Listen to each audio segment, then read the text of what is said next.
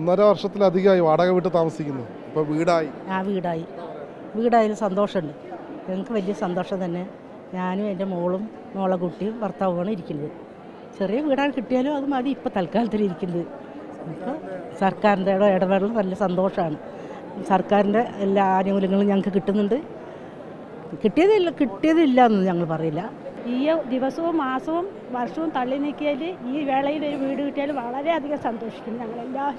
ഞങ്ങളെല്ലാവരും ഒരു സ്ഥലത്ത് കിട്ടാൻ വേണ്ടി ഞങ്ങൾക്ക് പ്രാർത്ഥിച്ചു. ആ നിമിഷം ഇന്നാണ് പഠിച്ചത്. വീട് കിട്ടാൻ പോകണം മനെ സന്തോഷം. മോൻ്റെ അവിടെ ഇരുന്നു, ചെറിയ മോന് കൽപ്പറ്റ ഉണ്ടായി അവിടെ ഇരുന്നു. ഇത് ആകണം എന്നൊക്കെ ഉണ്ട്. ഇപ്പം അങ്ങനെ കിട്ടൂലല്ലോ. കിട്ടിയോടത്ത് അൽഹംദുലില്ലാ പഠിച്ചോ തരുന്നത് വാങ്ങാൻ നല്ലത്. ഒരു മനസ്സിന് ഒരു സമാധാനക്കേടുണ്ടായിരുന്നു. എന്താണെന്നാൽ ഞങ്ങൾക്ക് 3 കുടുംബത്തിന് ഒത്തുകൂടി കിട്ടിയാൽ എനിക്ക് സുഖമില്ലാത്തതാണ്. എൻ്റെ പേരക്കുട്ടി മുണ്ടാൻ വയ്യാത്തൊരു കുട്ടിയാണ്. അപ്പോൾ ഒരുത്തൂട്ടിൽ 3 കുട്ടികൾക്കും കിട്ടുകയാണെങ്കിൽ ആ കുട്ടീനെ നോക്കാം, ഞങ്ങൾക്ക് 3 ആൾക്ക് ഒരുമിച്ച് നിൽക്കും ചെയ്യാം എന്നുള്ളൊരു വീടെത്തി.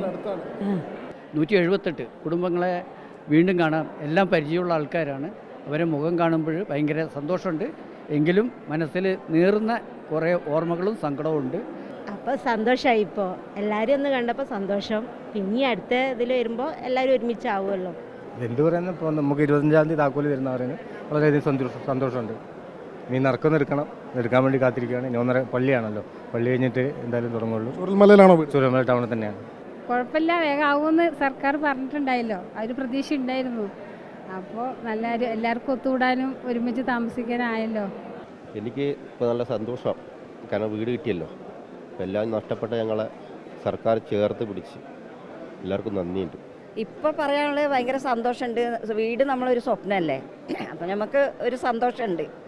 നമുക്ക് ഒരുപാട് നഷ്ടങ്ങൾ ഉണ്ടെങ്കിലും വീട് നമ്മളൊരു സ്വപ്നമാണ്. അപ്പോൾ തലചായ്ക്കാനൊരു വീട്, അതൊരു സന്തോഷമായി. എനിക്ക് പറയാനുള്ളത് എൻ്റെ പെങ്ങളാണ്. അവരുടെ വീടും 2 ഏക്കർ സ്ഥലവും എല്ലാം പോയി. വളരെയധികം ബുദ്ധിമുട്ടി നിൽക്കുന്ന സമയമാണ്. ഇപ്പോൾ അവർക്കൊരു വീട് കിട്ടി. അത് അടുത്ത ഫസ്റ്റ് സ്റ്റോളിൽ തന്നെ 11ാമത്തെ വീടാണ് പറയുമ്പോൾ എനിക്കും അവർക്കും എല്ലാവർക്കും വളരെ സന്തോഷമാണ്. സന്തോഷമുണ്ട് ഞങ്ങൾക്ക്. ഞങ്ങൾ ആയുസിൻ്റെ പകുതിയും ഒക്കെ പോയില്ലേ. പിന്നെ ഞങ്ങളെ കുടുംബത്തിലെ 5 പേര് മരണപ്പെട്ടു. അത് ഓർക്കുമ്പോൾ ഞങ്ങൾക്ക് സങ്കടമുണ്ട്. പക്ഷെ വീട് കിട്ടിയാലും സന്തോഷമുണ്ട്. 18 വയസ്സിൽ സ്വയം തൊഴിൽ തുടങ്ങിയ ആളാണ്. കേബിൾ TV അതൊക്കെ നഷ്ടപ്പെട്ട് ഒരുപാട് നഷ്ടങ്ങളില്ല ആളാണ്. അപ്പോൾ ഇന്നിപ്പോൾ മന്ത്രി നമ്മളിതിൽ പറഞ്ഞല്ലോ, ഞങ്ങളെ സ്വയം സംരംഭം കൂട്ടിപ്പിടിക്കുന്നുണ്ട് സർക്കാർ എന്ന്. എന്തായാലും സർക്കാർ ഞങ്ങളെ കൂടെ തന്നെ ഉണ്ട് എന്നുള്ള ഒരു ഉറച്ച വിശ്വാസത്തിൽ തന്നെ ഞങ്ങൾ മുന്നോട്ട് പോകുന്നത്. നല്ലത്. സർക്കാരിനോട് വളരെ നന്ദി പറയുന്നു. ദൈവത്തിനോട് അതിനേറെ നന്ദി പറയുന്നു. കുടുംബത്തിൽ പലരും ഞങ്ങൾക്ക് നഷ്ടമായിട്ടുണ്ട്. ആ ഒരു ദുഃഖം വേറെ. എന്നാലും നല്ലൊരു സന്തോഷമായിട്ട് തോന്നുന്നുണ്ട്. ഞങ്ങളെ ഇതേമാതിരി തന്നെ സർക്കാർ കൊണ്ടുപോകണം എന്നുള്ളത് വളരെ പ്രാർത്ഥനയോട് കൂടിയിട്ടാണ് പറയുന്നത്. അതായത് ഞങ്ങൾ ജ്യേഷ്ഠാനിയന്മാർ തന്നെ ഒരുപാട് സ്വത്തും കാര്യങ്ങളൊക്കെ ഉണ്ടായിരുന്ന ഒരു വ്യക്തികളായിരുന്നു. അപ്പോൾ അതെല്ലാം നഷ്ടപ്പെട്ടു എന്നുള്ളത്. പക്ഷേ സർക്കാരിനോട് എന്തായാലും വളരെ സന്തോഷമുണ്ട്. മനസ്സിൽ എന്നാൽ വീട് പെട്ടെന്നായതിൽ സന്തോഷമുണ്ട്. ഇനിയിപ്പോൾ എന്തായാലും ഇപ്പോൾ ജൂൺ മാസത്തോടുകൂടെയൊക്കെ താമസിക്കാൻ പറ്റുന്നൊരു ഇതുണ്ട്.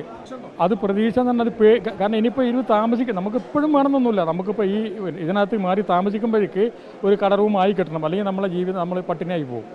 അപ്പോൾ അങ്ങനെയുള്ളൊരു വിഷമമുള്ളൂ. അപ്പോൾ അതിനും കൂടെ സർക്കാർ എത്രയും പെട്ടെന്ന് വേണ്ട രീതിയിൽ മുൻകൈ എടുക്കണം എന്നുള്ളൊരു അഭ്യർത്ഥന മാത്രമേ ഉള്ളൂ.